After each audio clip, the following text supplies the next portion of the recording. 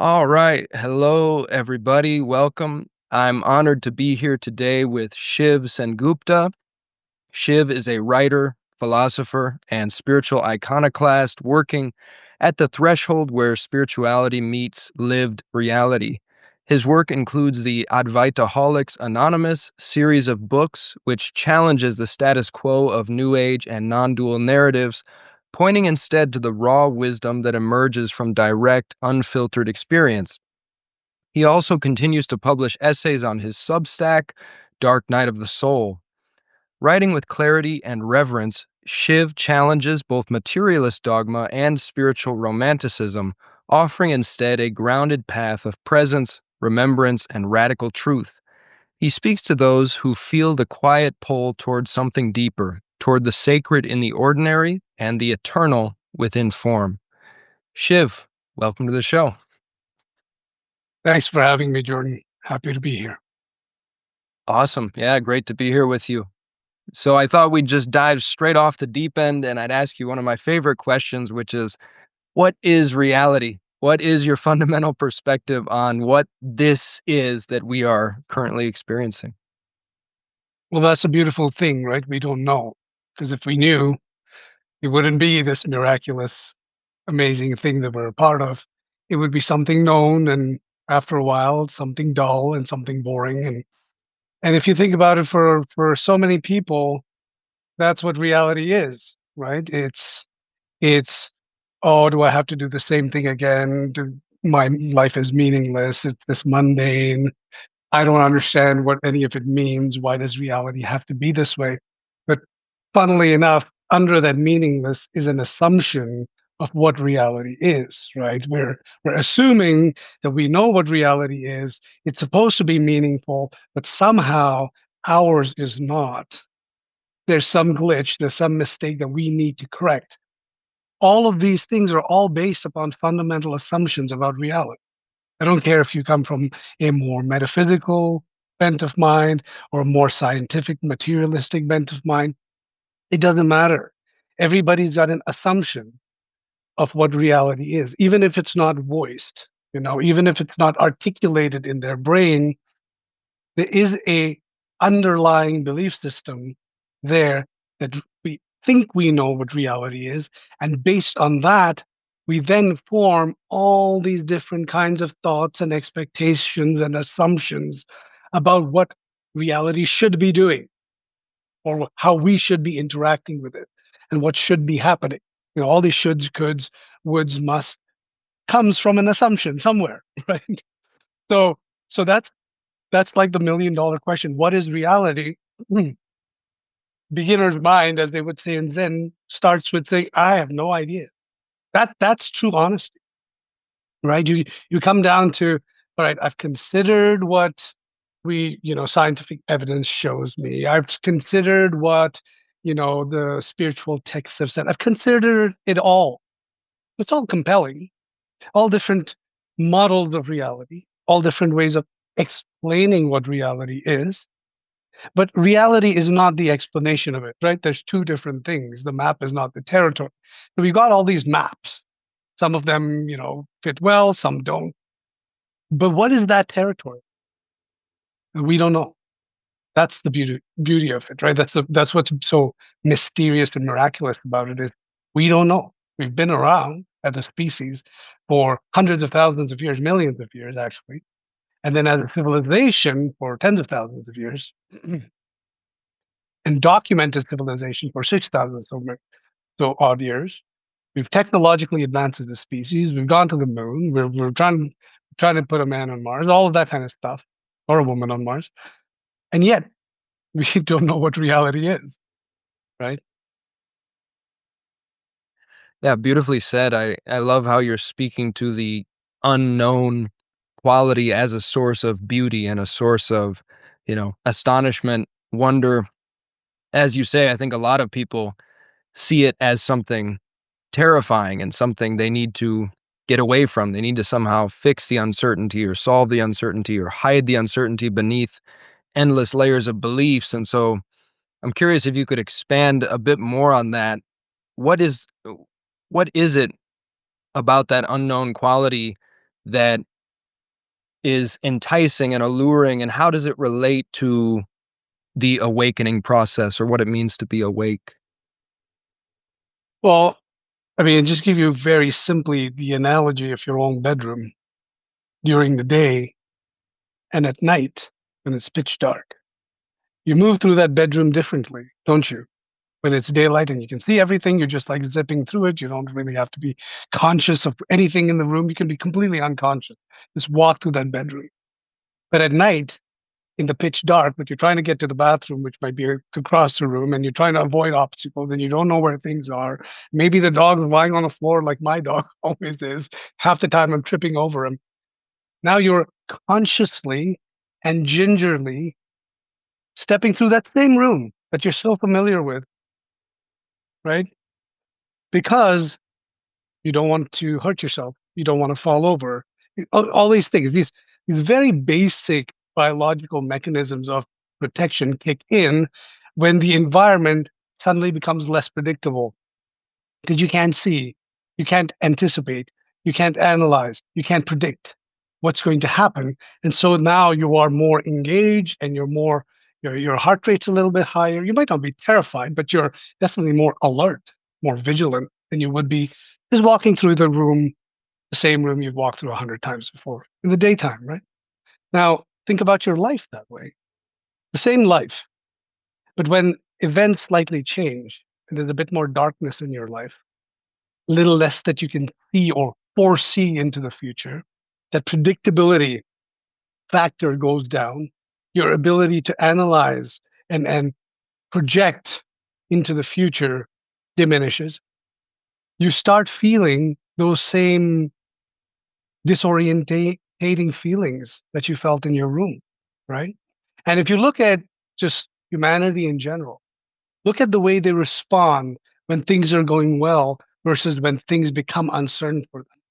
Typically, anxiety, fear, hatred, all these kinds of emotions come back out from the very same people in the very same lives in the very same places. It just flips on a coin. And that's because we are entrained to crave some level of certainty, right? Because survival is a biological thing. So the fascinating thing about reality is that this unknown quality has the capacity to evoke two kinds of emotions from a human being. The one is fear, but the other is fascination, right? Because that's what the mystic's purpose is. The mystic's purpose is to delve into the unknown. They want to bring out the uncertain qualities of life. They don't want to fall into the stupor of certainty that most of society is playing with. So the more and more you confront the unknown nature of life, the more fear that brings up within a human being. But if you watch that fear and you sit with it, it shows its other face, and the other face of that is fascination. So the statement I like to use is fear is the gateway to fascination, and that's a quote I used very recently in one of my articles. I think you may have read that one. Hmm, beautiful. And what some people may ask themselves, why would they want to walk the mystic's path? Why would they want to go into this exploration of reality and kind of peer into the abyss of the unknown and face their deepest fears? If somebody asks you, what's the upside? What's the payoff? What would you say to them? I would say you don't want to do it. I would not recommend it to anybody. You have to be called to do it against your own will. It has to defy all reason and rationalism that your brain comes up with. Okay. You have to be reluctant about following the mystic's path, but do it anyway. There are those who will follow it gung ho and, oh yeah, I want to do this because it sounds cool.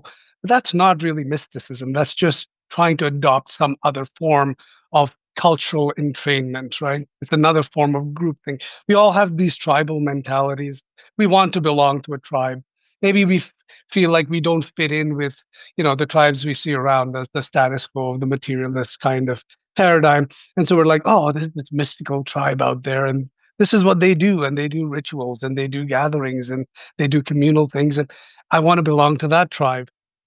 So that's a completely different reason to pursue the path of mysticism, it's not really mysticism you're pursuing.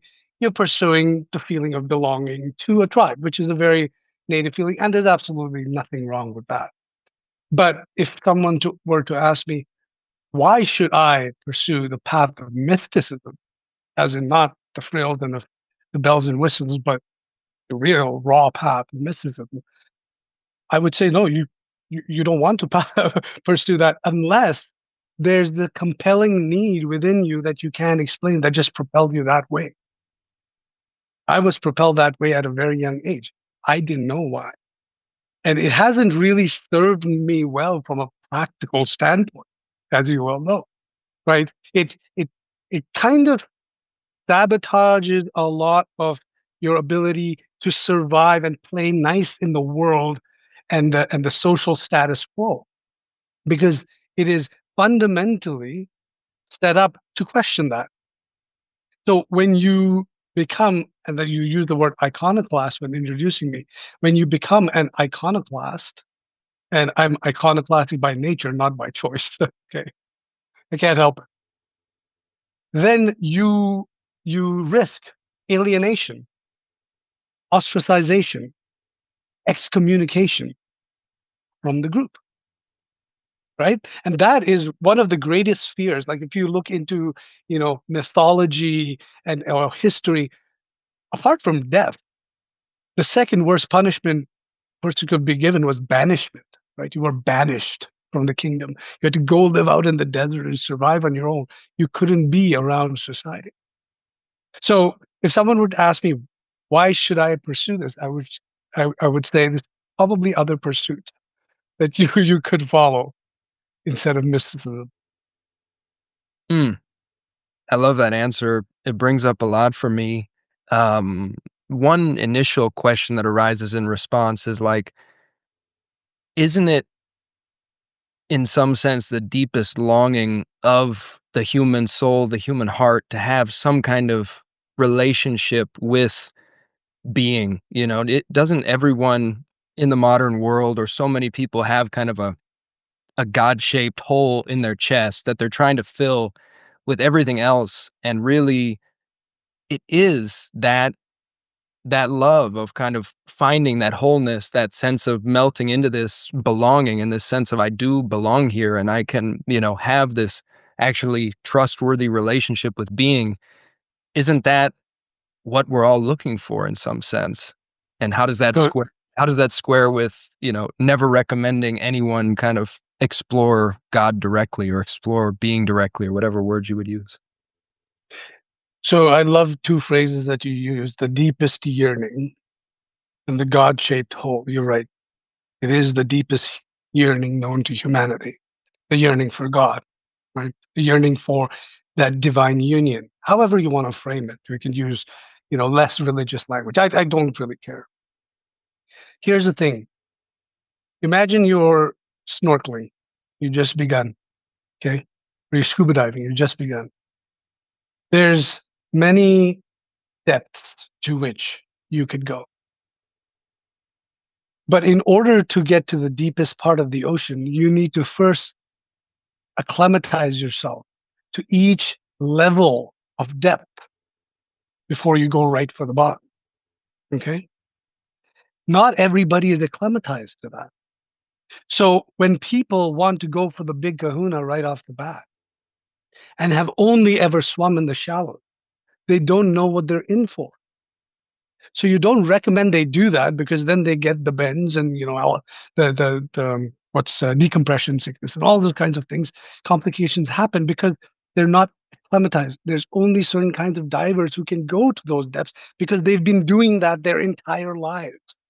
They began with the shallows. They went deeper and deeper and deeper in and of their own accord or with guidance, doesn't matter. But there's a process to getting to those depths. You just don't get to those depths right away, right? So it's not so much that I don't recommend someone go to those depths. It's whether they are ready to go to those depths yet. If they've only swum in the shallows and the depths sound interesting, well, you don't recommend that right away. There are many layers to go through, but we live in an immediate gratification type of culture, right? We want to get there now because it just sounds cool, and that's all aspects of life. And that's what has become the sort of norm with spiritual seekers as well. They all want it now. And so, teachings like radical non-duality and things like that appeal to such seekers because it's immediate. I don't have to do anything. And really, as a matter of fact, you don't have to do anything, but that's a realization you get to later, right? You don't start off with that. Um, but there's a process, and there's a certain relevance to these age-old traditions of people, submitting themselves to the monastic order, spending years and years and years meditating, becoming monks and then abbots and whatever. There's this whole process to this that is not necessarily a linear process, but what it does is it builds a culture of enculturating depth into a human being.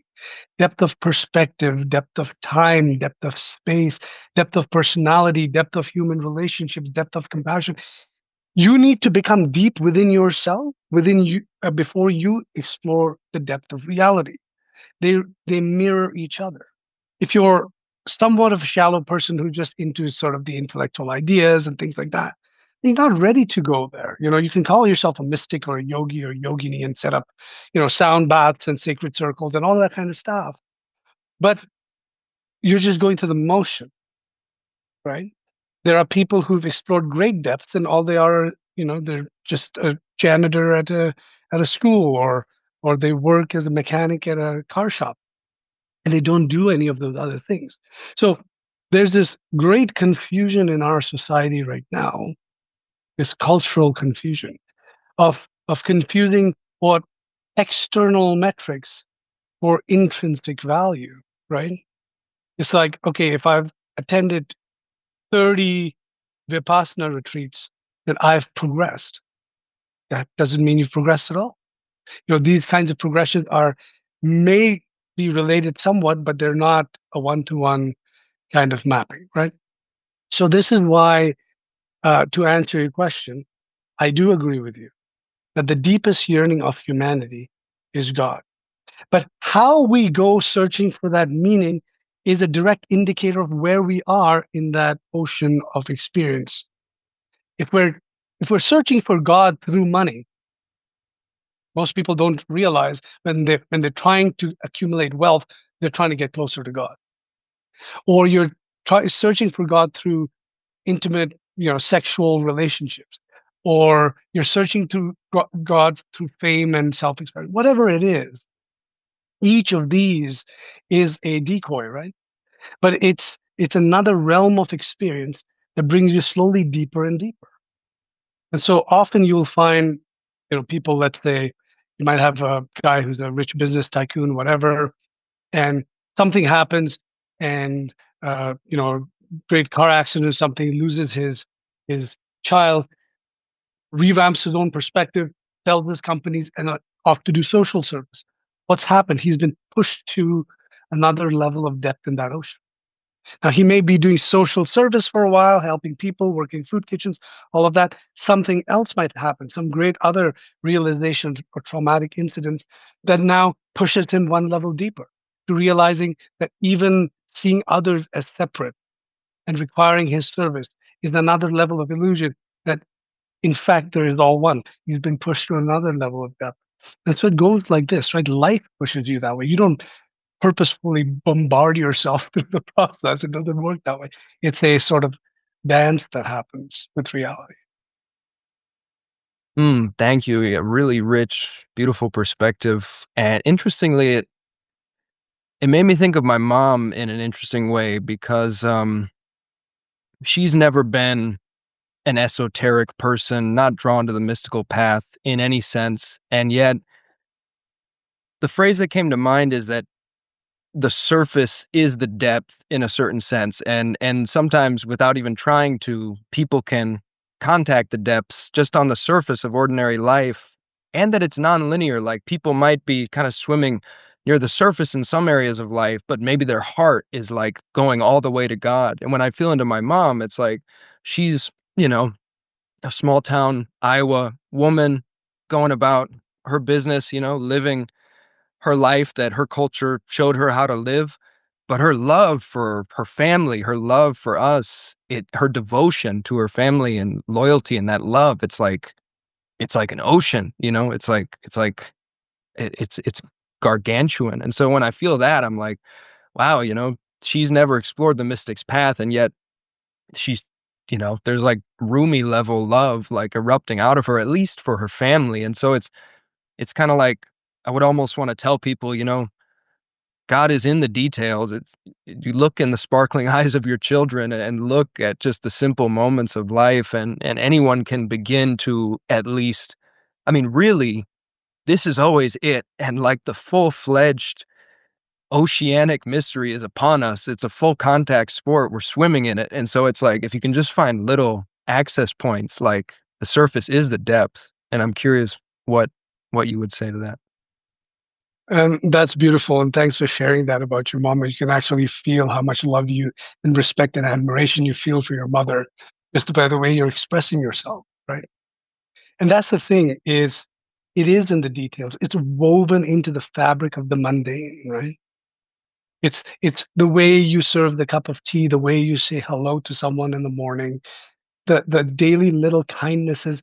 And human beings can feel that. They can sense that. They're just naturally drawn towards people who hold that space of compassion. And this could just be an ordinary person. It could be a school teacher. Yeah, I'll give you an example. My daughters go to a school where one of the teachers teaches them crafts and knitting and things like that, embroidery. And this lady, she must be in her early 70s. She just has this sweetest smile and this most beautiful light energy. And all the children are absolutely in love with her. Every time they see her, she could be walking down the street, they'll be like, Miss Barbara. And then they'll go running to her, they'll hug her. She just is a magnet for children. And you wonder, well, how do you cultivate that kind of energy? You can't. It just emanates from a being who has been through life or lives sufficiently for that wisdom and compassion to have gone down to the cellular level, where it no longer needs to be articulated and thought. It it's an aspect of every action, right, of theirs, every gesture of theirs.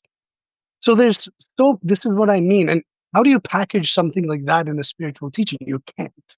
You can't really build a culture around the ethos of your own humanity. It's very hard because that is too nuanced for that. But that's the thing about true spirituality, truly encountering reality. You have to be willing to saturate yourself into the nuances, which now no longer can be, you know, clearly spelled out and articulated in book fashion, in the form of rhetoric and things like that. That's a very, very gross expression of spirituality. And I'm saying this as a writer of spirituality. That is a very gross expression of it. As writers and artists, we are trying at all times to just hint at the subtle. We can sense it, but my words, when I read them later, people love reading my stuff. But I don't want to look at it because it's like taking a photograph of a beautiful scenery. No matter how amazing of a photographer you are, it just does not replace being there, right? So, so to your point about your mother, and I've encountered many human beings like that in my life. That's a reminder to me as well that there's further depths to go. Like I'm not the most compassionate person I know by far. I know that. But I know I've grown in compassion through my life. I'm not the wisest person I know by far, but I know I've grown in wisdom. So I know there's depth still to be plumbed, right? But the path of a mystic is never about getting to a destination, right? It's about that journey. It's about the whole unfolding of it. That becomes the fascination. Is whoa, look what's happening now, and whoa, look what's happening now. We're not trying to get to, oh, I need that experience that Ramana had, or may start off that way for some people, but at a certain point, it just becomes about the unfurling of the experience. Yeah, well said, brother. It's just it's just always opening into more of itself, and it just becomes so gorgeous just to watch it open into these next scenes and these next spirals and these next areas of fascination. And I am curious about your point that it's not possible to cultivate that kind of heart energy or that kind of compassion. I feel like for me, there are devotional practices, ceremonial practices. I drink cacao most days. I find cacao to be heart opening. I listen to a lot of devotional kind of Christian and Sufi and like Hindu music, kind of mantra music and sacred songs and plant medicines have been very heart opening for me. Going to church can be very heart opening. Time with family. So I feel like for me, there are practices that can be recommended to people if they want to, for example, grow in that particular area of opening the heart. I think so. And look, I don't want to be black and white about anything, right? I'm never one to say this is or isn't in any absolute sense. But I will tell you that I grew up in India, so around in the presence of a very Hindu family, lots of devotional singing there. My grandmother on my father's side, especially, was very devotional. She prayed and meditated every day, things like that. My grandmother on my mother's side was also very devotional. She did her prayers every morning, early in the morning. We were part of that process. And then I've seen devotion on the Christian side as well, having grown up going to a all boys school, Christian school. From a young age, we had to go into church every morning and we sang the Psalms and the hymns and all of that. So I've seen devotion, and I've also seen the other side of devotion where those very same teachers, those very same nuns, those very same fathers who were highly devotional in church were also extremely cruel outside of church, right? There's a hardness that comes in because there's a self-righteousness to devotion as well. And because if devotion is based upon some limited belief of what the divine is, then you're expecting everybody to conform to that vision of the divine, you see. However, if your vision of the divine is inclusive of all that exists, then your devotion takes on a completely different quality. Then you actually don't need the hymns and the psalms and the bhajans and the kirtans and all that to express devotion because you see it everywhere and you just feel naturally devoted. That devotion is forthcoming in and of itself. So it's a little bit of a chicken egg thing because I'm not knocking practices of devotion. Sometimes what they are very effective at doing is within people who are not familiar with such feelings of evoking that, which now makes them curious about, wow, what was that? What was that feeling of expansion and love that began coming out of me? I've never experienced that before. However, the risk is that that then becomes confused with an object of attention, whether that be a guru or a god or a deity or a specific ritual, whatever. And we become very crystallized then in our expectation that that has to now happen. And anything that's not conforming to that ideal, we begin to resist it more and more strongly. And we've seen this happen with the church. We've seen this happen with the temple. We've seen this happen with mosque. We've seen this happen with religion historically. All religions began with a culture of mysticism, each and every one of them. Jesus was a mystic. Moses was a mystic. Muhammad was a mystic. But the religions don't end up with mysticism. In fact, the aspect of those religions which are still mystical become sort of demonized by the mainstream institution and sort of distanced from. So even though Sufi is very popular in the West, Sufism is not popular in Islamic countries, right? It's seen as sort of avant-garde and not really conforming to what the Quran says. And similarly with Christian mystic traditions. So this is where I'm a little bit hesitant to say yes or no. I have seen, I've experienced being in devotional circles where I've felt that effusion of love and expansion. But at the same time, I know that it's also sort of an induced effect. Now, The real question for me is, okay, that's a glimpse of how one can feel. But how does one experience that in the day-to-day mundane? How does one experience that in your job or going to the grocery store or, having a conversation about finances with your spouse or going to the passport office? Those mundane, there's no beautiful music playing. There's no people kumbaya singing songs. It's just like this grumpy passport officer, like, yeah, where's your passport? How do you bring devotion to that? So that has to come from a completely different place than the induced effect, right? So if it's a step, if those kinds of rituals are a step to now introduce you into that kind of relationship with reality, then I fully support it. But if it becomes about the ritual itself, it eventually does. It becomes about the institution and what it does and the rules and the dogma, and that's where the belief system, then it undercuts the whole point of devotion. Now you're not devoted to anything, you become a sycophant, just slightly different. Yeah, it's a really interesting perspective. Thanks for sharing that. And I guess what comes up for me is that you said devotion can be self-righteous, or you said it is self-righteous. And I guess I would just say it's not inherently self-righteous. It can become that for some people, and for others, it might be different.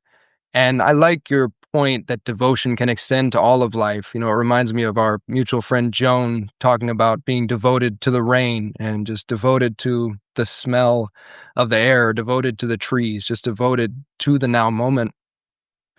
I'm curious about your take on it seems to me, you call yourself an iconoclast, and it seems like your writings are pretty stripped of any kind of like mythopoetic language or any kind of religious language for the most part. I'm curious about what you would say to someone who said it's possible to develop a kind of like meta religious devotion where you're not dogmatically clinging to a particular religion and holding it up as like, this is the one truth, but you notice that the one mysterious truth can shine forth through kind of like countless faces of God, let's say, or kind of countless mythopoetic living languages. And that some of these living languages are particularly karmically well fitted to particular beings. Let's say each being has a kind of karmic fit, like a living language that just really fits. And maybe yours is fairly stripped of, traditional mythopoetic language, although I would say in a certain sense language has an inherent mythological component to it. But setting that aside, I guess for me I've found a lot of profundity in reintegrating the living language of my ancestors, which was Christianity, and I experienced mystical experiences of through that kind of living mythopoetic language. I have experiences of, you know, visions of Jesus Christ and visions, I mean, most notably of Christ, but as well of, Mary and God the Father. And I feel like I've learned to hold that in a way where I don't see it as like this is the one truth presenting itself to me, and the one truth is Christianity, but I see it as like this is a karmically well-fitted living mythopoetic language that my ancestors built brick by brick, and they built this entire superstructure, this ancient mighty sequoia that it kind of grounds this living language on earth, and they encoded it with a lot of wisdom, and divinity can shine through that language. And when I connect to that, there's quite a profound, devotional, heart-opening quality. Some of my deepest kind of like just weeping moments, like weeping moments of grace have come through connecting to that particular living language. So I'm curious what comes up for you in relation to that type of meta-religious perspective on devotion. So language for me is basically a sequence of symbols, right? And each of these symbols carries a certain impact and effect, right? So just as a person like you might reflect upon that traditionally more Christian language, and evokes within you a feeling of devotion, a person like Richard Feynman, the Nobel Prize winning physicist, or Carl Sagan might look at physics equations and feel that very same feeling. So, so that just goes to say that there's no right or wrong language, right? I mean, there's language that is clearly has the intention of, let's say, hate and control and things like that, and then there's language that holds the intention of love and expansion. So there's intent in language for sure, but language in itself is somewhat agnostic. It's what it evokes within another human being that really gives that language the meaning. So if it is evoking within you this feeling of deeper connection and sacredness, then you are making the language sacred through your conscious attention and investment in that language, right? The language itself, I would say, it doesn't really carry that in and of itself. That's my viewpoint. Now, physicists may see those equations and then see great elegance and beauty, and just it may evoke a sense of fascination and wonder. And a lot of them, that's why they spend all their lives just writing these equations on blackboards, because that's what it's doing for them. They're getting that contact high with the equation.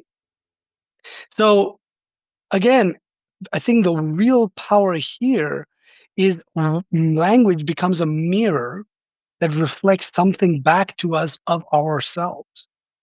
And if you found a language that does that more effectively than another language, then, at least for now, that's your language, right?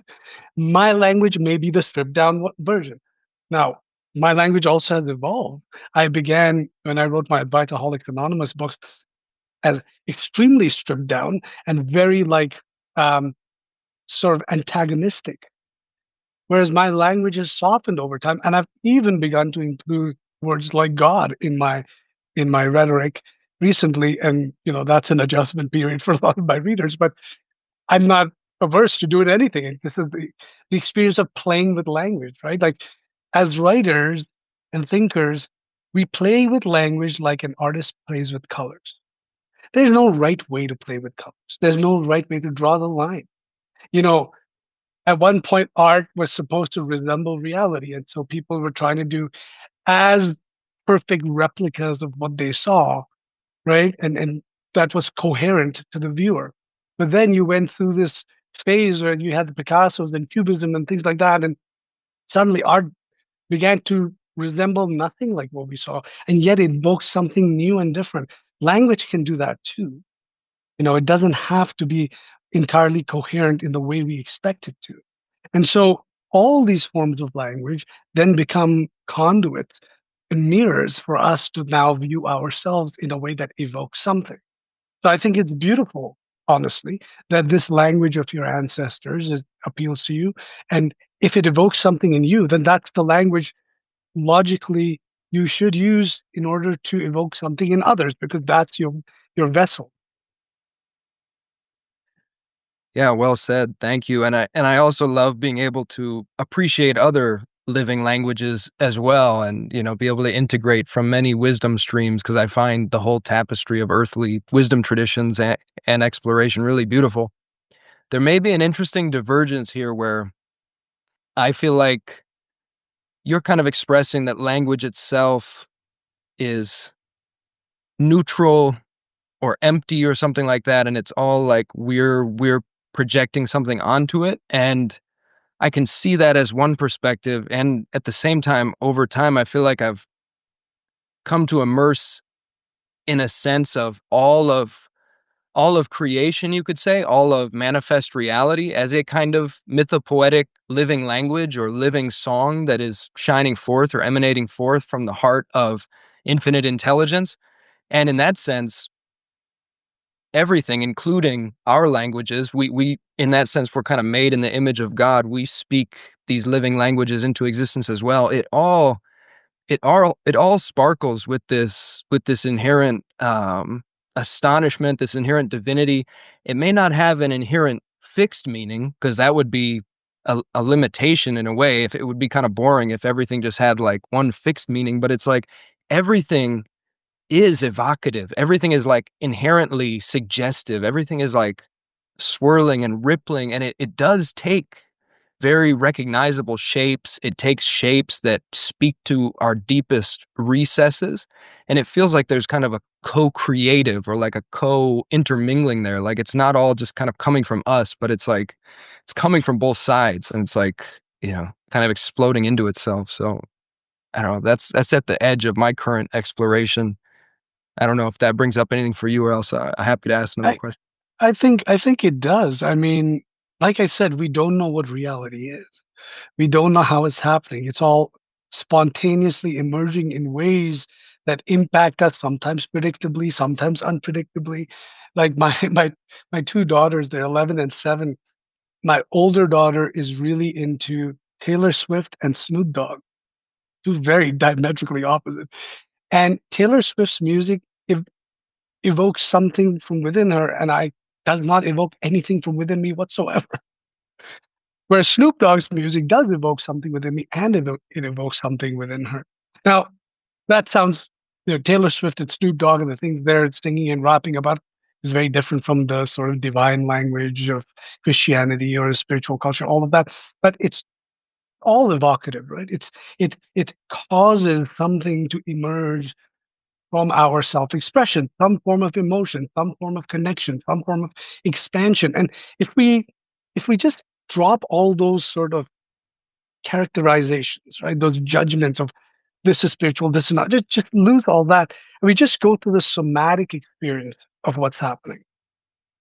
There's these feelings, there's these emotions, there's these hormones going in the brain, and language is always doing something. It's almost impossible for language not to evoke something. I'll give you an example. Yesterday, you and I chatted about something completely different. But right before we chatted, I was sitting on my deck outside because it was a beautiful spring morning, and it was very quiet. And there's the trees, and the leaves are starting to come in, and the birds are twittering.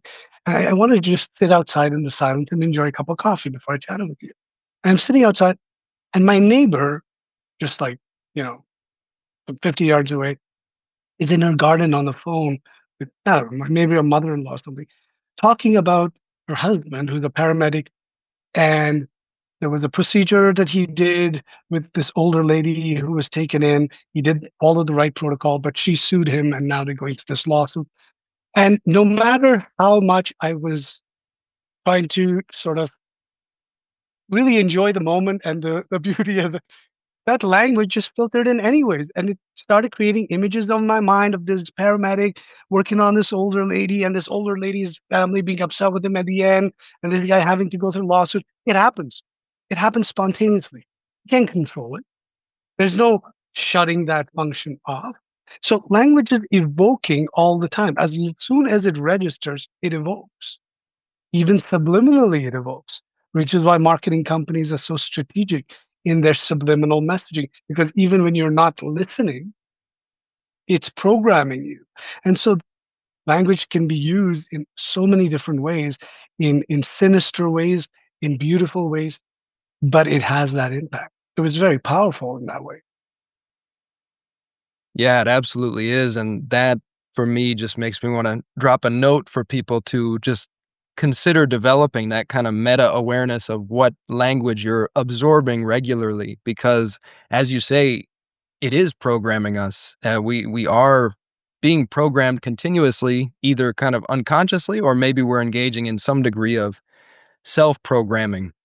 If we start immersing in beautiful messages and beautiful meditations and music that really resonates with our hearts and souls, I personally have had deep experiences of the unconscious psyche where it's like we're actually architecting structures through what we're absorbing, and the signals we're absorbing, they can either go in a direction of creating like a glorious kind of ether cathedral in the unconscious mind, or they can go in the total opposite direction of creating a dark shadowy torture chamber of non-symmetrical, non-geometric, just jagged edges, and anything in between. And so just a general note of caution to people of like you are continuously programming your reality in a certain sense, or shaping it through especially the words you think and the words you speak, what you repeatedly think and speak. that may be going in the deepest. And so,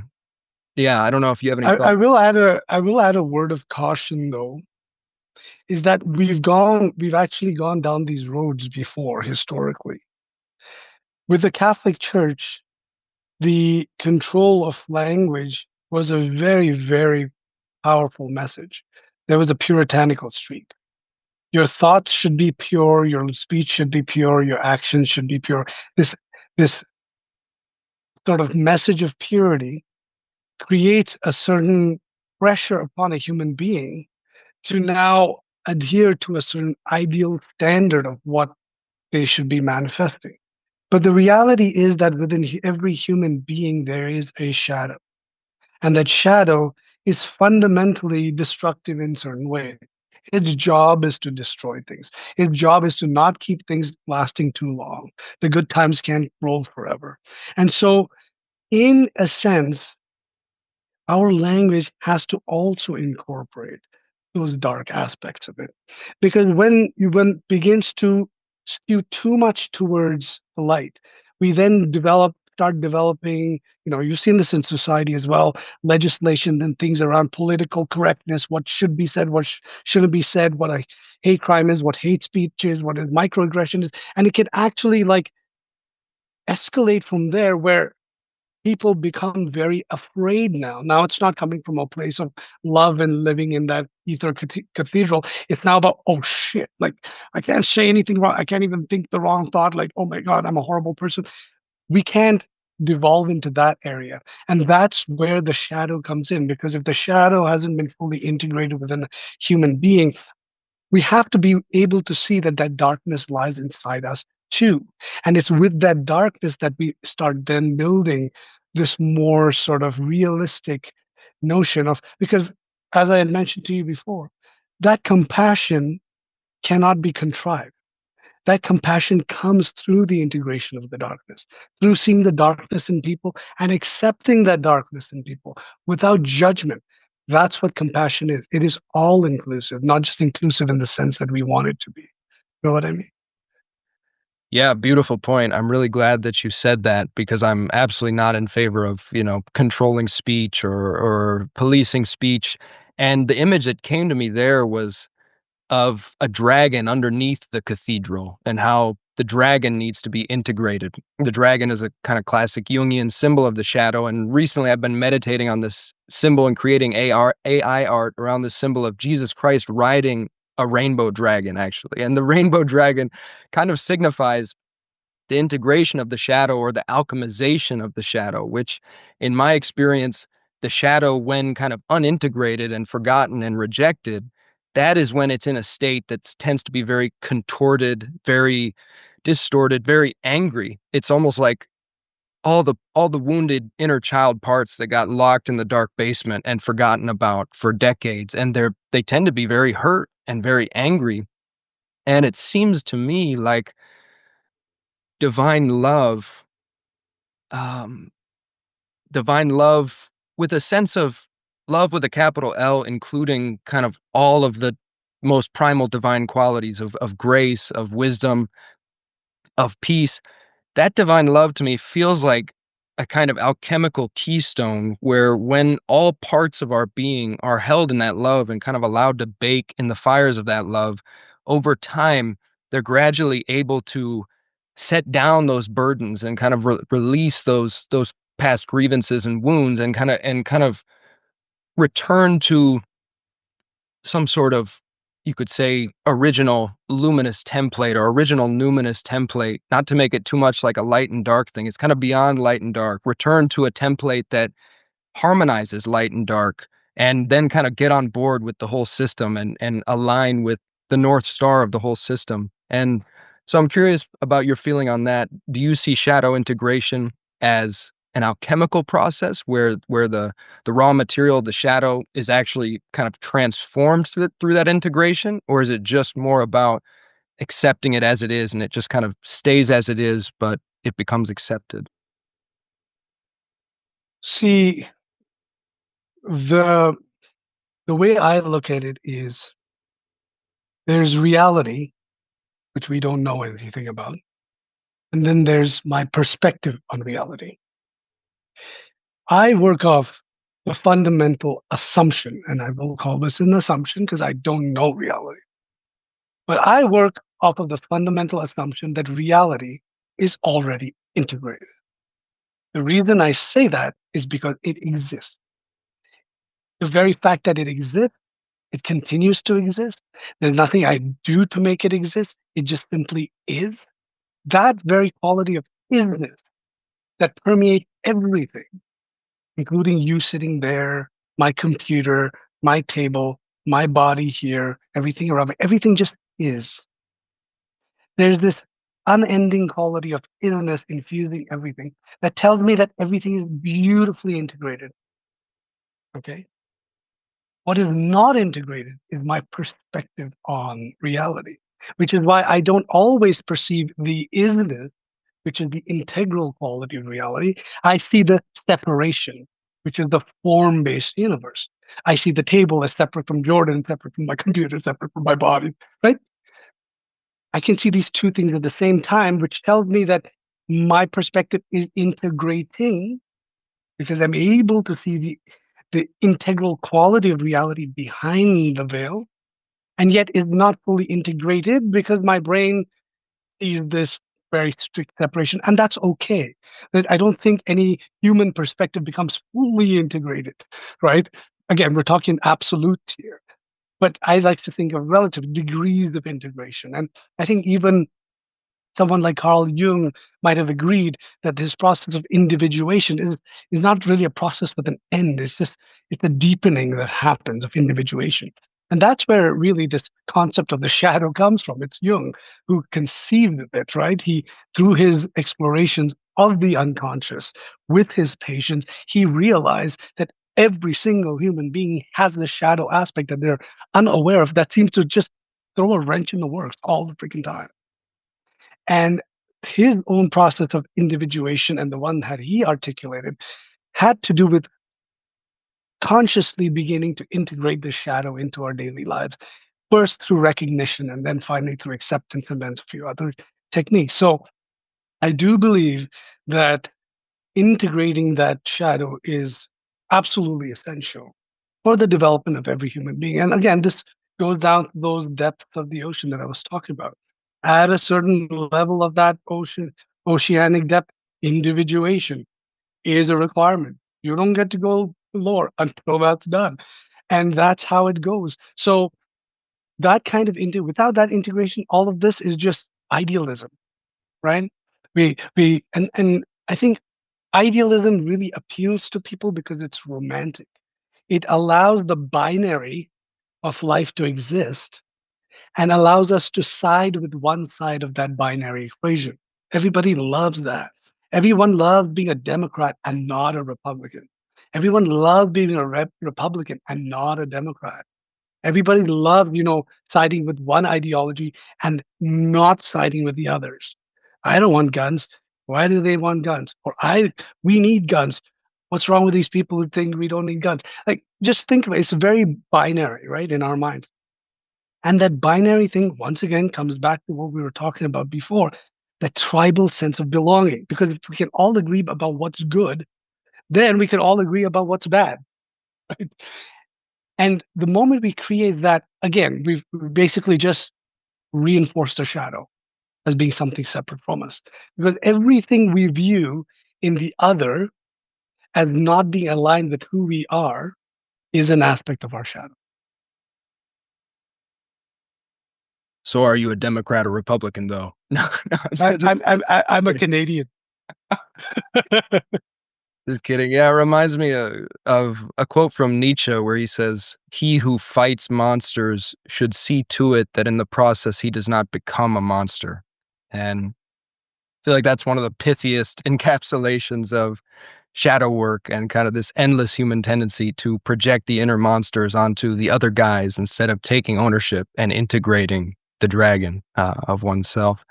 I wanted to jump back to an earlier thought I had in the conversation because I'm still mulling this one over. Your initial elucidation today when you were speaking about kind of plumbing these depths and how you wouldn't recommend anyone go there and kind of go through this process of leaving no stone unturned. It reminded me of Jed McKenna, actually, which you may have. I feel like you probably know Jed McKenna. He also, states that he would not recommend anyone leave the amusement park of Maya, basically, unless, there's no other choice and you must do it. And he takes kind of a similar view of the mystical process as a very difficult, confronting, kind of self-destructive process. He has this idea of self-autolysis, I think, like self-immolation, burning oneself down repeatedly through radical honesty. And, his books are incredibly provocative and fascinating. Interestingly, a teacher who profoundly impacted me, Peter Brown, who you may have heard of, Peter Brown had an interesting view on Jed McKenna's work. He was a fan of Jed. He found him hilarious, which Jed is hilarious. And at the same time, Peter said, but, like to each their own, but personally, I find my approach a lot like friendlier than Jed's approach. Instead of like turning inward and kind of looking for everything that's false and kind of burning it all down and going through this huge self deconstruction, Peter took a more kind of like Dzogchen flavored approach of just direct seeing now and just said, just go to the actuality and just stay with that. Notice his teaching was called the yoga of radiant presence. And the whole teaching was basically just notice that this now is radiant presence. Notice that this is an astonishing miracle, an astonishing apparition shining forth from nowhere right now. Notice its voluptuousness, its juiciness, its richness. Just kind of relinquish interpretation and definition for a while and just kind of let yourself get swallowed up or bowled over, gobsmacked by this uproarious display, and just realize it's actually here and let it just kind of slurp you up. And he stated that that type of practice is cumulative, and that the more you do that, the more you just hang out with uninterpreted radiant presence, that the radiance itself will do a lot of the heavy lifting. And basically, you don't have to go in to this heavy backpack of the unconscious and excavate and manually deconstruct and burn everything down and leave no stone unturned, but you just stay with the positivity, the actuality of radiant presence, and it will kind of plumb those depths for you and sort of shift your deep orientation gradually over time. And he stated that is, he called that the lazy man's yoga compared to someone like Jed, who took a more destructive and intense approach. So I'm curious what that brings up for you, that kind of comparison. Well, I like Jed and Peter both. I think they're cool guys. Um, you said I know Jed. I don't know Jed. I don't think anyone knows Jed. I know of Jed, but has anyone figured out who the guy is? Or is he still incognito? Smart to do that. Um, Look, all of these guys. It doesn't matter if it's Jed McKenna, Peter Brown, if it's UG Krishnamurti, it's J. Krishnamurti, Alan Watts, Ramana. It doesn't matter. Everything they're expressing is simply an outcome of how it seemed to have worked for them. But they did not follow that same technique as a prescription. It was the organic thing that emerged out of their experience. And now they're attempting to put into words what happened as a description. And then people listening to them adopt that as a prescriptive way of going about it, which I think is a mistake. Look, you are in a relationship, you have a wife, you have a daughter. I am in a relationship, I have a wife, I have two daughters. If we had to compare stories of how you fell in love and how what made your relationship tick and what didn't, there might be some very general similarities, but there's probably more differences than there are similarities. Okay. We can talk about till we're blue in the face of what it means to be in a loving relationship with another human being. But again, that's very general because the specific dynamic between you and your wife is so unique to the two of you that really nobody can try and pinpoint that as a prescription to follow. You see what I mean? The same is true as my relationship with my kids and my wife. There's some general truths I can glean out of there and talk about mutual respect and a sense of friendship, camaraderie, blah, blah, blah. But that's fairly generic, right? But what really makes the relationship between my partner and I work is a certain X factor that even I can't fully articulate, right? And that is what the spiritual process and awakening is like for people like Peter and Jed and even myself, is the way it happened for me, the process that seemingly led up to it. I can only join the dots in certain ways that make sense to me. They may not even be right the way I'm joining the dots in my story. And the perspectives that emerged and the transformation that happened as a result. If I talked about that excessively, that would then create in the minds of my readers and followers that this is one way I can do it. And that's not true. That is not true at all. That's not the way I did it. That's the way it happened for me. And the way it will happen for you is also entirely unique and unknown to you. And the more you try to follow the way it happened for somebody else, the more you stall the process of it happening for you organically the way it's designed to happen for you. You understand what I mean? It's no different from any other aspect of life. When we try to follow these formulaic prescriptions of living or being in relationship in a certain way, we then start conforming ourselves to these rigid models and then excluding anything that doesn't fall within those parameters. And often what is excluded is of most essence, is most essential. And what is included is typically not.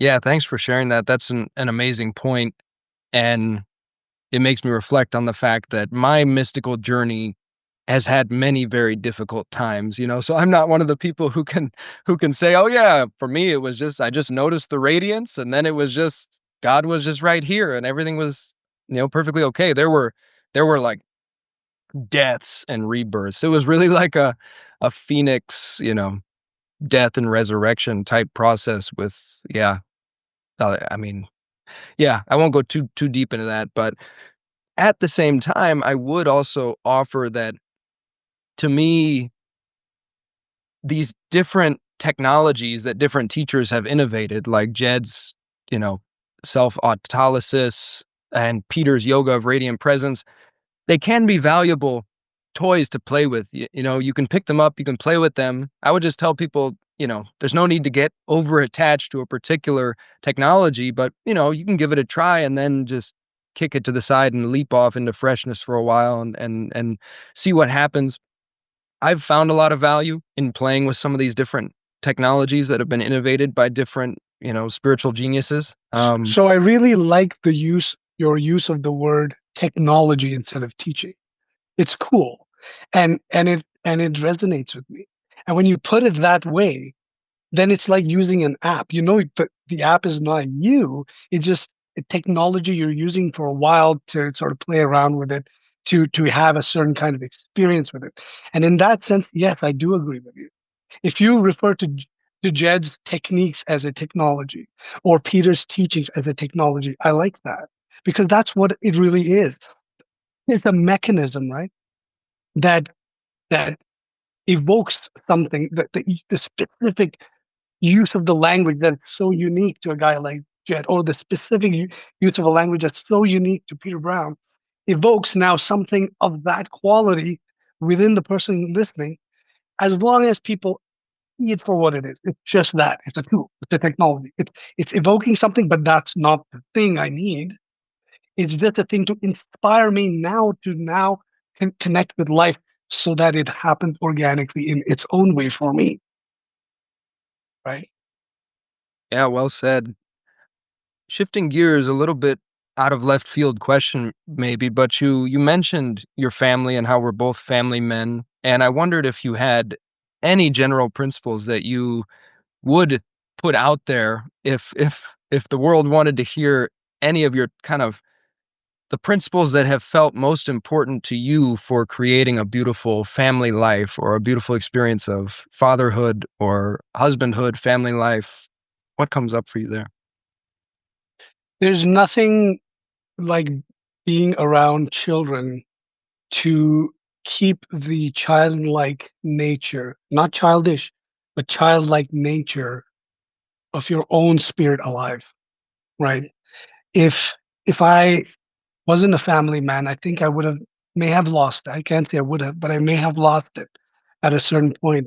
I may have become too serious of an adult. And also it has taught me so much about the unknown qualities of life.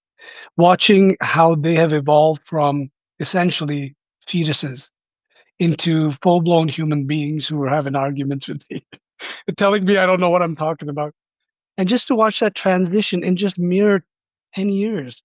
And you're like, fuck, but I saw you being pulled out. I saw you just like screaming away like this writhing little creature who had no freaking idea what is what. And within 10 years, you're you're literally correcting my own like understanding of the world and expounding your own philosophy to me. That is fascinating. That just blows my mind. So it's in so many ways, it's reintroduced me to the magic and mystery of life. It's also shown me that no matter how much I've learned about the world, there's so much I've forgotten as a child that is mirrored back to me when I watch my children just being themselves. When they're on the beach, how much time they'll just invest in finding shells and finding the specific kind of shell and the pebbles and the absorption in just nature and the willingness to just be there and not be lost in some ideological frame. They are, in a sense, the greatest teachers I have. So fatherhood is not this one directional thing where I'm the adult, you're the child, I'm imparting wisdom, you're going to just accept it. And, that's what it was like for some of us growing up and the previous generations. You know, fortunately or unfortunately, that's the paradigm we once lived in. It had certain benefits, but in my opinion, more drawbacks. But I think the kinds of relationships our generation of parents now have with our children is a bit more egalitarian, a bit more open, a bit more, a two-way street of communication and feedback through which both can assume the role of teacher and both can assume the role of student in the right frame and of circumstance. So it's just more opportunity for growth and reflection for me. Beautiful answer. Thank you for that. And I also like Taylor Swift and Snoop Dogg, so I share that in common with your with your daughter. And I wanted to ask, what about life in general? If someone just asked you, how do you live a good life? What would you say? Uh, well, I would say life is good. The question is, how do you see that? That's it. There's no such thing as a good life, right? Like, then we're going to start getting into the territories of, okay, what's happening in that life? What does it look like? Who's there? Who's not? Where are you? What are you doing? How are you feeling? But it's got nothing to do with those things for me. Life is good. Fundamentally, life is good. That's what, again, an assumption of mine. But a, it's an assumption that's based upon true experience of the sacred quality of life. That sacredness is essentially a fount of well-being. And that's where I make the statement life is good. I'm not saying good as in good versus bad, but good more in the sense that you had used it previously, where it's this all-inclusive goodness. There's something just inherently accepting and supportive and non-judgmental of who you are. And so the challenge then becomes, like we said, reality is already integrated. It's just the perspective that's not. The question then becomes of how to see life as good. And so if someone was to ask me how to see life as good, then that's an entirely different question. Then how do you create a good life? Again, that the way we frame that, look at that. It just goes back to these assumptions we have that we think we know what reality is. If it's not good, there's something wrong with it. We need to fix it. So how do we make it good? And that, again, is the old paradigm that most of the world is functioning in that really, in my opinion, does way more harm than good. So then I have to ask, how does one see that life is good? Well, again, that comes from living it. There's no shortcut to it. But the only purpose in my mind of living is to see life is good or life is God. All the same thing. Synonymous statement. We're here to see that. And living is the process through which we see it. And suffering is what ups the ante to our ability to see it. Because we need to suffer in order to open to deeper and deeper perspectives of that goodness. At the very shallow level, good is simply positive things happening. More money, more love, more fame. That's what good equates to. Then you suffer the consequences of that kind of thinking. And you go deeper into good is connecting to other human beings. That's a deeper layer of goodness. And then you suffer the consequences of that because not all connections are good. You get betrayed, you get disappointed, you get hurt. And then you go to a deeper level where good is simply what is. Going deeper and deeper. And through this process, the very definition of goodness is gaining depth. This is what all philosophers were talking about since the time of Plato. What is goodness? What is beauty? These questions, we've been asking these questions for thousands of years. And that is what we're in search of. And eventually, we come to the realization that life is good. We may not always see that as good, but it is good. Beautiful. I love that answer. And I also wanted to ask you, what is the cutting edge of your current exploration of reality, your current unfoldment? What is most juicy or most interesting at the edges of your current inquiry? Cutting edge of my experience is always fear. Fear is the cutting edge. Think about that term, cutting edge. Why is it the cutting edge? Why isn't it not just the edge? Because it's the edge that cuts. Okay, it's the edge that cuts. It cuts through the comfort zone. It cuts through the assumption. It cuts through what is known. It cuts through everything. And when it cuts, when you're at that true precipice, the cliff edge, it is fear that you feel, your heart racing, something dropping in your stomach. It's a very human reaction, and it's your indication that you are at the cutting edge. Otherwise, you're not at the cutting edge. You think you can say you're at the cutting edge, yeah, I'm innovating, blah, blah, blah. But if you're comfortable and feeling all nice and warm and fuzzy doing it, you're probably not really at the cutting edge of where you could be individual, your own unique cutting edge. Each person's got their own cutting edge of where they need to be. So there's no absolute again. But I know I'm at my cutting edge where there is this strange paradox. I'm all about paradox, okay?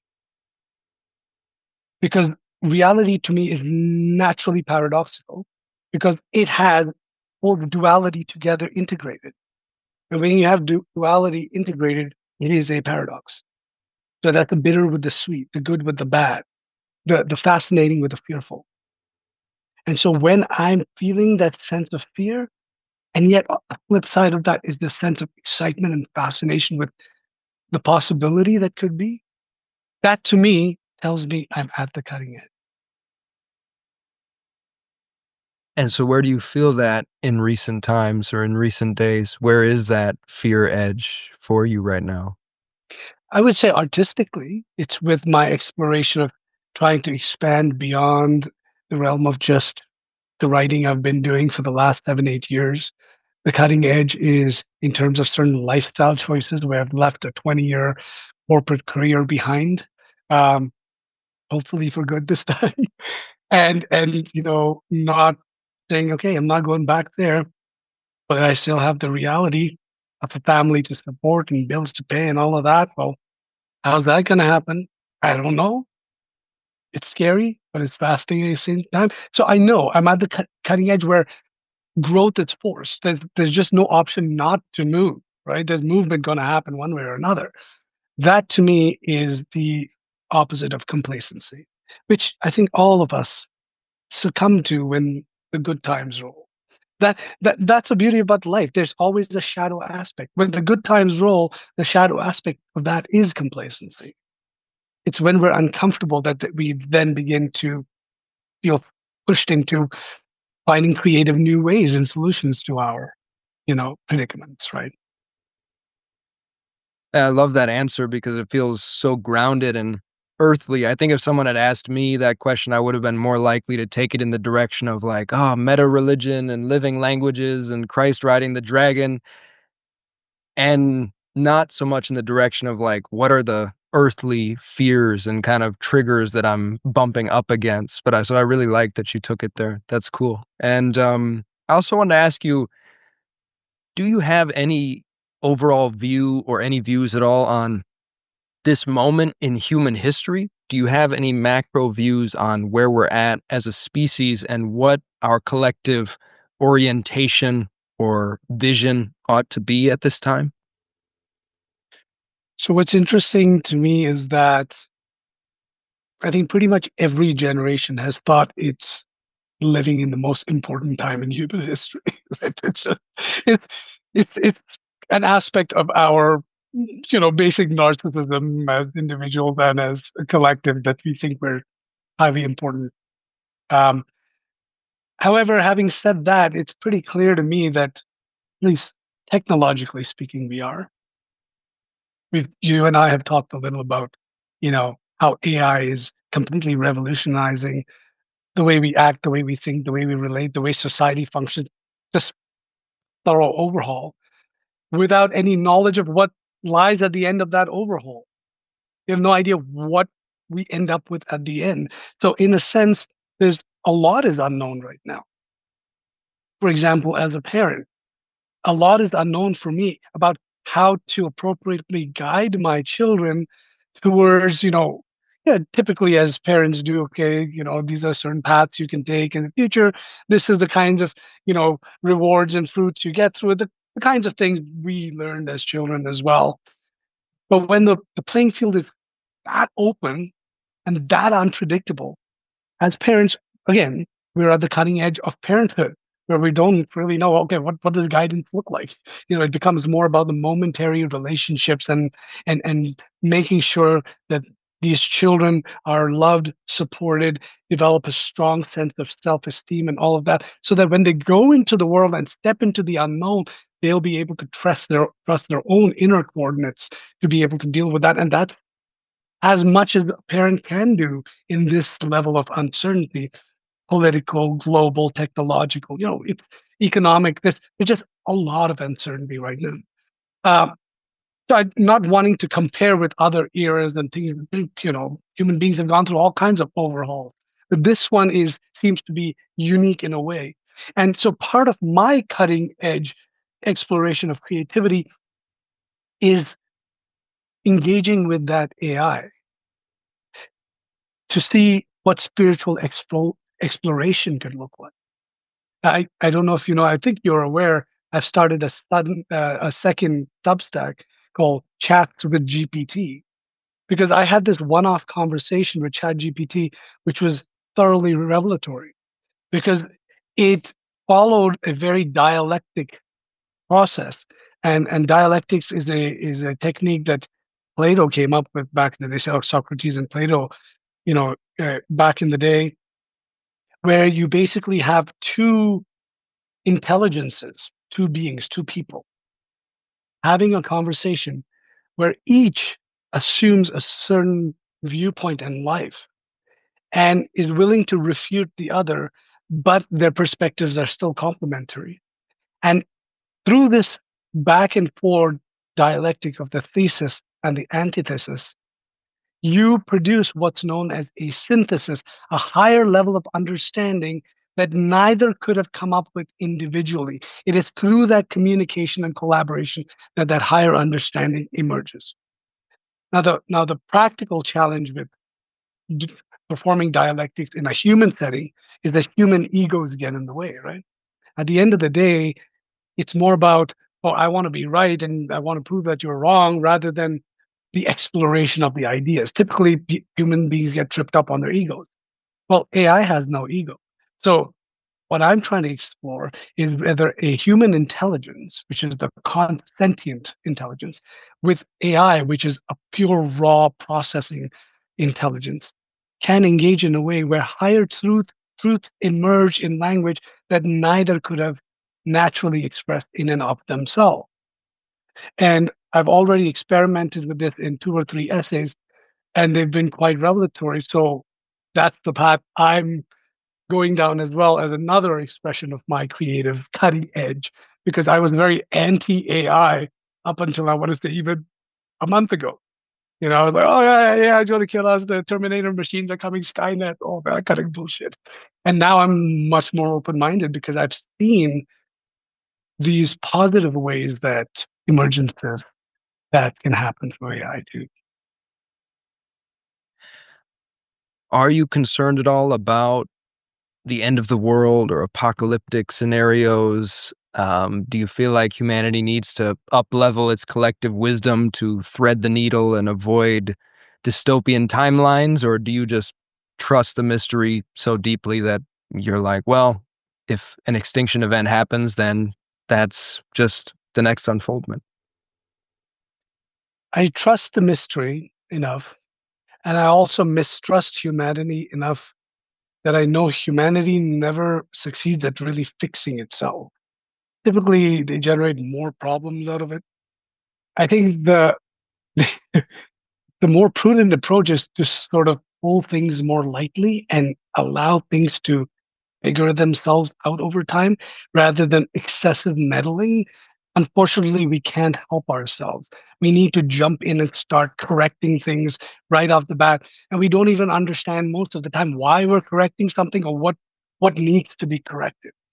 We shift between extremes of adopting things before we even understand them to rushing to fix them before we even understand what needs to be fixed. So it's between these two extremes that we're constantly oscillating. And so it's a very reactive relationship we have with our own with our own evolution. And so as long as our evolution and our consciousness is a reactive kind of consciousness, I don't think you ever really achieve true harmonization, get to a point where everything is more, you know, settled. It's always going to be this more dramatic uh, cadence of upheavals that keep happening over and over again. And that's just, again, a reflection of where human beings are in their own development. And just like you can't force an individual to go deep, you can't force a species to go deep.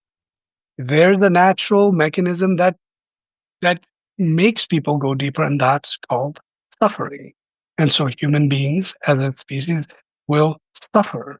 And that suffering, that's the shadow, has its own light side of the evolution it accelerates and catalyzes.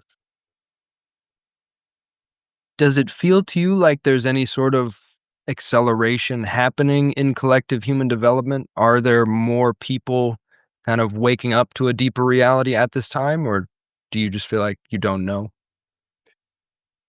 It's hard to gauge because there's definitely a cultural acceleration happening. That's very evident to everybody.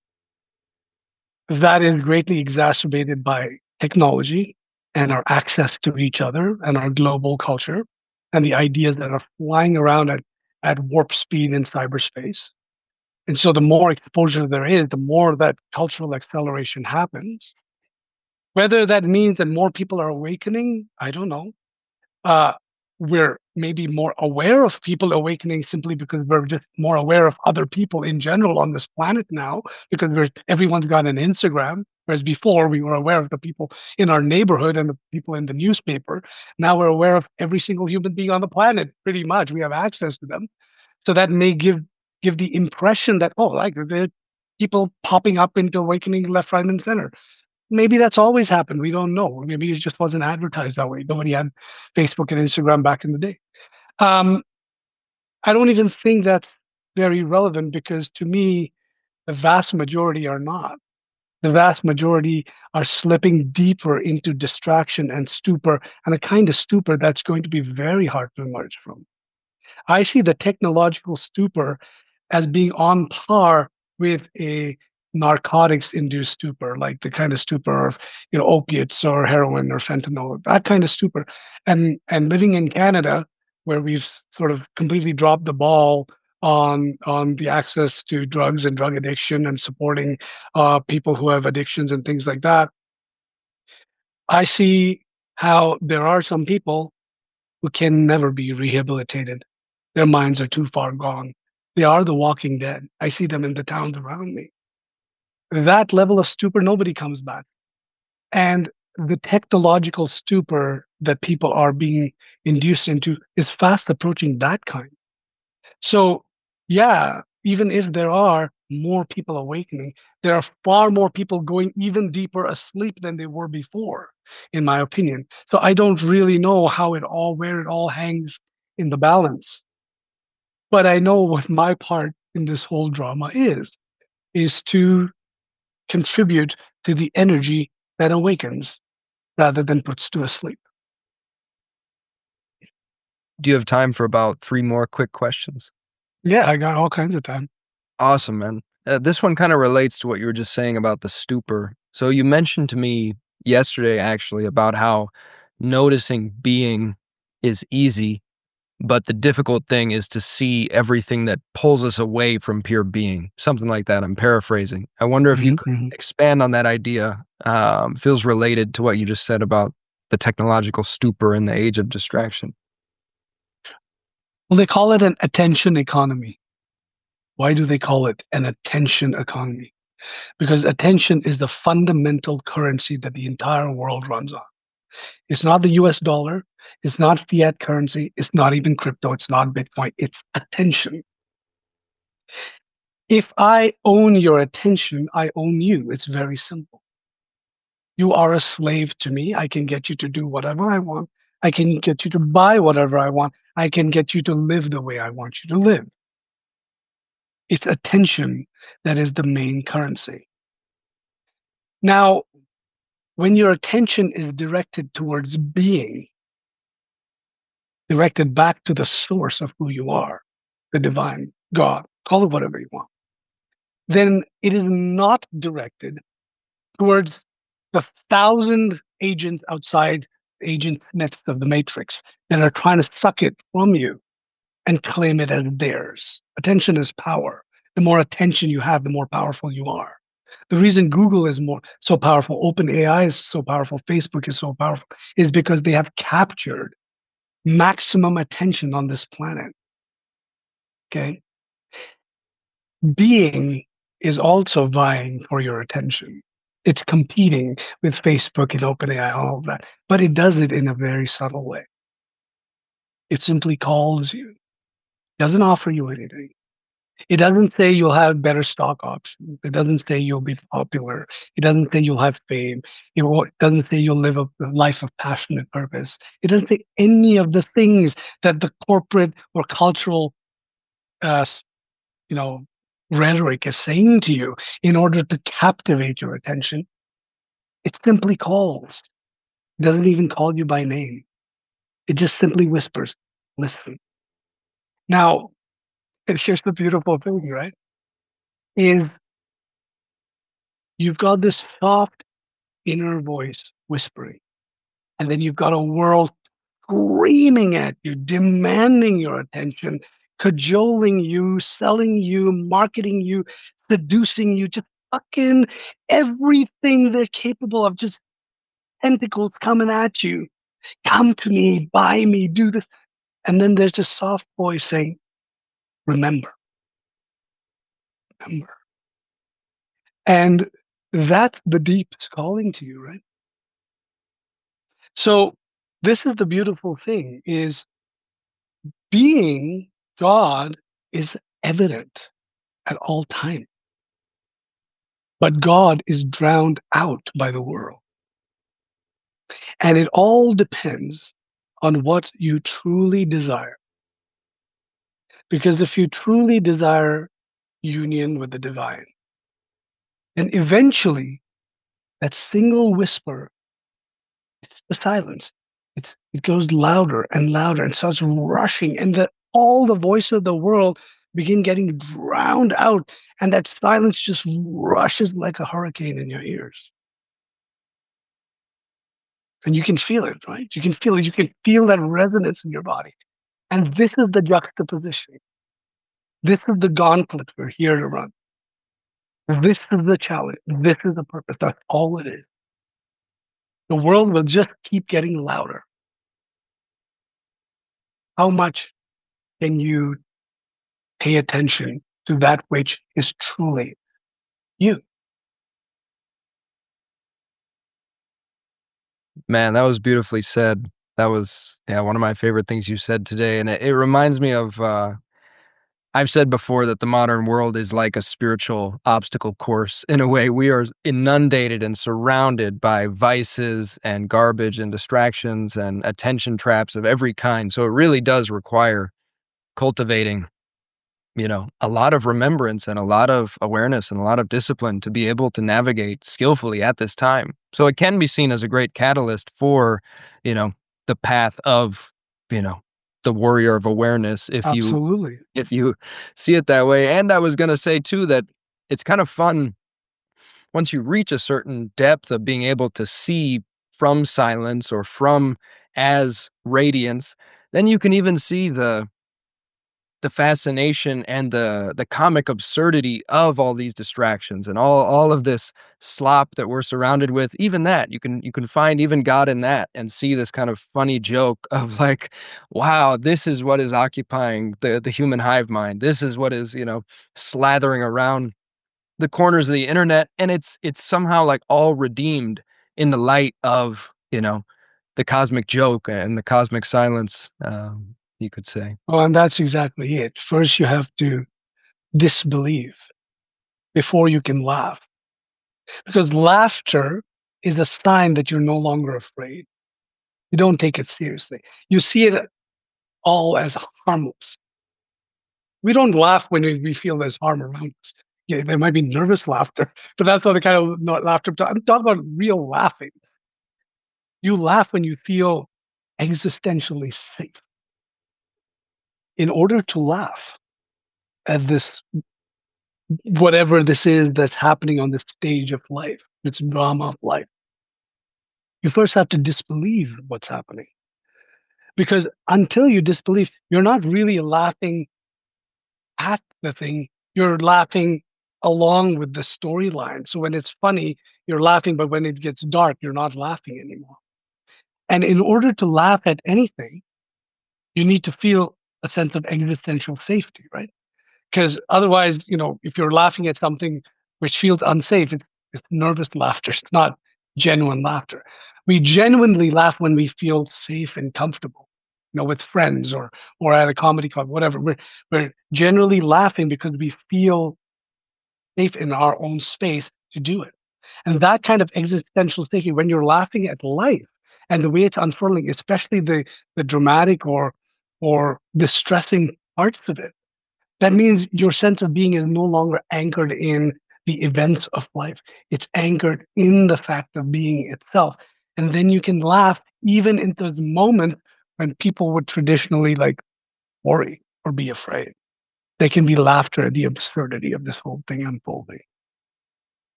Yeah, well said. Kind of reminds me of one time I asked Peter Brown, what is the enlightened view of politics? And he just said entertainment. And, that's seems resonant with what you're saying. I would say that's the enlightened view of spirituality as well. And I've called it that too. I've called it a form of entertainment, especially the way the culture manifests. At some level, it is a form of entertainment, as is politics. I wanted to ask you, what were your favorite stories as a child or your favorite all-time stories in your life? Hmm. It's so funny. Whenever I'm asked to reflect on my childhood, I feel like I'm reflecting on someone else's life. My past is not something I think about. So even though I'm not very old, okay, it does feel like it's like lifetimes ago, and I'm like reaching into some nebulous cloud of memories to try and pick one out for you. But some of my earliest memories of books that I loved reading, were the Narnia series because there's something mystical and spiritual about that whole world of C.S. Lewis's and the whole representation of the divine in the form of the lion Aslan and the whole metaphysical quality, which was somewhat predicated upon his Christian beliefs of that beyond realm that a lot of these characters eventually transcend to where life continues in another form. It just deeply appealed to me as a young child. I think it was probably around 8 or 9. It just resonated in a way that, it was not indoctrinated into me, but it just felt true. Beautiful. Yeah, for me, the Harry Potter series did that, and I'm currently rereading it, and I'm finding so much joy rereading it. So perhaps a humble invitation to consider rereading the Chronicles of Narnia. You might find some hidden keystones in there that unlock something. One final question for you, Shiv. If you had an opportunity to send one message to everyone in the world in this moment, what would that message be? Well, I have been sending that message for 10 years now through my writings, right? It's simply to trust your own experience because that is where the root of being is. It's only in your direct experience. The root of being is not in somebody else's version of it. No matter how beautiful that version might be, it is in your own subjective experience. Even your interpretation of that person's experience is your own subjective experience. So that direct experience, no matter how dull, no matter how boring, no matter how depressing, it may not be fireworks, right? We all want fireworks. We all want a sunny day. But sometimes it's a cloudy day. Sometimes it's a rainy day. Sometimes it's a shitty day. You don't have to wait for the clouds to pass to see the truth of what this is. It's here right now, present in every single moment. And the very fact that you can enter it through the darkness of depression just as effectively as you can enter it through the beauty of bliss says that it's neither the bliss nor the depression, right? It's something beyond both. So that's an invitation for people not to place conditions on reality because reality places no conditions on you. It allows you to exist as you are. It accepts you as you are. And that's evidenced by the very fact of your existence. All that is waiting is for us to reciprocate with the same unconditional acceptance. Allow what is to simply be. Don't assume you know what this is. Don't assume you know what needs to be done about it. There's actions that can be taken, but take them with the humility of knowing that this is to the extent that you might understand it, but there may be more depth to this that you don't perceive. And so your actions may not be fruitful in the way you expect them to because you don't know the whole picture. If we just, I think, as a human society operated with certain amount of humility, I don't think you'd see the kind of polarization you see in society today, the kind of hatred, the kind of opposition, because all of that comes from a fundamental assumption that I know what reality should look like and you don't, and therefore you're the problem. But what if not nobody knows what reality looks like? What are we arguing about then? Like the blind men arguing over the shape of the elephant, right? Beautifully said, man. And speaking of synchronicities, there's been a deer that appeared in the backyard for the last like half hour of our call or something. So take that as an auspicious sign. And where can people find more about your work if they're curious about it? Yeah, and maybe you can share the links at the end as well on the actual video. But essentially, my website is advaitaholics.com. And that's where, there's a little bit of an introduction to me, my work, my books, and my Substack. My Substack itself is called Dark Night of the Soul, and that's where I do most of my writing now. And so people are free to go on there and read some of my work. And now, as I mentioned to you earlier, I've started a second Substack called Chat with GPT, where I'm having dialectic dialogues with AI. So that's just begun recently. So I'm looking forward to that. I also have a YouTube channel called Spiritually Incorrect with Shiv Sengupta, where I've had a lot of these kinds of conversations with people like Joan, like you mentioned, and others.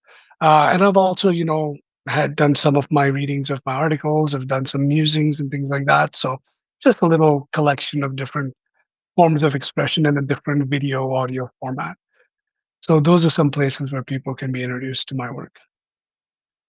Awesome, my friend. Well, thank you so much. It's really been a joy to speak today and connect. Take Absolutely, Jordan. Yeah, highly enjoyed. Mm.